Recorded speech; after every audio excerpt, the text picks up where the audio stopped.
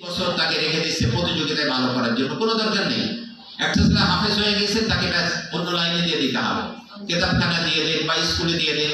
একটা ছেলে হাফেজ হওয়ার পরে তার অনেক যোগ্যতা তার আছে। ছোটবেলায় একটা ছেলে যখন হাফেজ হয়ে যায় বুঝতে হবে তার মেধা অনেক বেশি।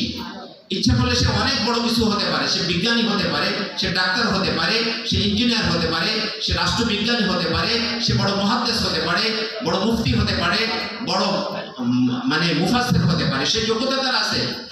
কোরআন হিফজ যে করতে পারে, সারা পৃথিবীতে এখন 2 কোটির মতো হাফেজ আছে। কত হাফেজ আছে? 2 কোটি। আপনি যদি সারা পৃথিবীতে খোঁজেন তাওরাতের 2 জন হাফেজও পাবেন না। পাবেন? ইনজিলের 2 জন হাফেজ পাবেন, কিন্তু কোরআনুল কারীমের 2 কোটি হাফেজ আছে। আলহামদুলিল্লাহ।